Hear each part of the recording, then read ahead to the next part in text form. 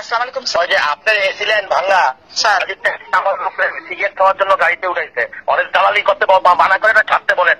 Cigarette কি ওর বাপের নাকি সুরের বাচ্চার? সুরের বাচ্চা বাঞ্চ আমার লোকের গাড়ি উঠে কেন? সুরের বাচ্চা আমি আইতেছি চরবদ্দর্শন। ছাড়তে বলেন এখন আমি সর্বদর্শন আসতেছি। স্যার কাকে আমার লোকের সেন্টার থেকে উঠে নিয়ে যায়, সুরের বাচ্চা। স্যার কে স্যার? আপনি এসিলেন ভাঙ্গা, কাকে বলেন এখন দিয়ে আসতে। সিগারেট খাওয়ার জন্য আবার কিভাবে করবে? সিগারেট ওর বাপ খায় না, সুরের বাচ্চা। আমি আসতেছি চরবদ্দর্শন। স্যার কাকে ধরছে? স্যার কাকে ধরছে?